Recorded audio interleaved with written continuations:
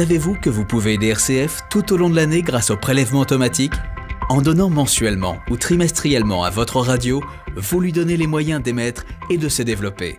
Un don régulier suivant vos moyens que vous pouvez stopper quand vous le souhaitez est déductible à 66% de vos impôts.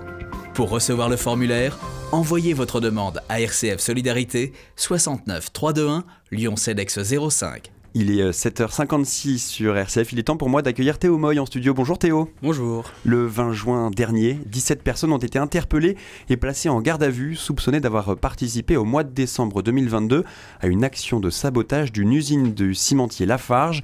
Et aujourd'hui Théo, vous revenez sur le témoignage d'une de ces personnes arrêtées. L'homme dont je vais vous parler est un militant écologiste qui vit sur la ZAD de Notre-Dame-des-Landes. Il a publié son témoignage la semaine dernière sur le média Lundi Matin. Le 20 juin dernier donc, il est cueilli dans son lit à l'aube par les policiers cagoulés et surarmés de la BRI. Le voilà embarqué pour Paris, ou plus précisément Levallois-Perret, dans les sous-sols de la SDAT, c'est-à-dire la sous-direction antiterroriste.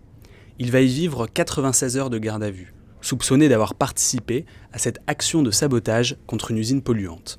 Début décembre, des dizaines de militants écologistes avaient fait irruption dans une cimenterie du groupe Lafarge pour dégrader ses installations. Objectif, dénoncer la pollution générée par l'usine, mais aussi les liens de Lafarge avec Daesh en Syrie. Des liens révélés par des enquêtes de presse équivalent au groupe une mise en examen en France pour complicité de crimes contre l'humanité. Et Théo, que se passe-t-il alors pendant cette garde à vue ? Notre récit aurait pu s'arrêter là, car le militant qui témoigne a choisi d'exercer son droit au silence. Mais 96 heures, c'est très long, et le commissaire chargé de l'interroger se montre lui plutôt bavard. Il interroge le gardé à vue sur l'action du gouvernement en matière d'écologie, ou bien sur sa lecture du philosophe protestant Jacques Ellul, dont des œuvres ont été trouvées dans sa bibliothèque. Mais, plus intéressant encore, il va révéler au détour de ces questions l'ampleur du dispositif déployé pour espionner ces militants écologistes. Tous les moyens reliés à la téléphonie et à l'univers numérique semblent avoir été mis en œuvre, raconte notre écologiste. Écoute des appels, retranscription des SMS, prélèvement de tous les numéros composés, géolocalisation en direct, étude des sites visités, exploitation des réseaux sociaux, etc. etc. On découvre même, et on bascule là dans un véritable film d'espionnage, que des bornes GPS ont été déposées sous des véhicules et des micros à l'intérieur. Sans parler des filatures menées à pied ou en voiture. Autant d'éléments qui, dans une démocratie comme la nôtre, devraient alerter. Mais l'État ne peut pas laisser impunies des personnes qui dégradent une usine, Théo, alors ? Certes, les dégradations de biens sont punies par la loi, et l'État peut, en toute légalité et légitimité, enquêter pour identifier les coupables.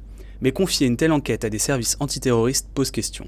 Ces moyens ici employés pour traquer des militants écologistes ont été conçus pour réprimer les crimes les plus odieux et violents, à savoir les attaques terroristes qui ont tant meurtri la France. Ils ne sont pas adaptés pour surveiller des militants politiques qui ne ciblent que des biens matériels. Et on peut craindre que cette inadéquation des moyens avec l'objectif visé se retourne contre l'appareil d'État. Pourquoi peut-on craindre cela ? Aujourd'hui, une grande partie de la jeunesse s'inquiète sincèrement du changement climatique et s'alarme d'une certaine inaction de l'État français. Dans ce contexte, cette démonstration de force risque de cliver encore davantage.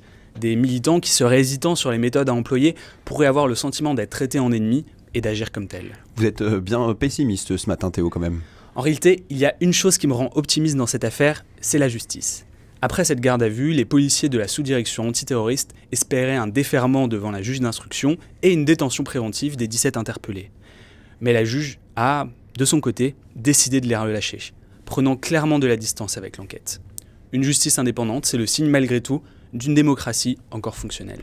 Merci beaucoup Théo Moy pour votre édito. Ce matin, nous sommes le mardi 26 septembre. Bon courage pour le réveil. Vous avez choisi RCF pour vous réveiller et vous avez bien raison, il est tout juste 8h.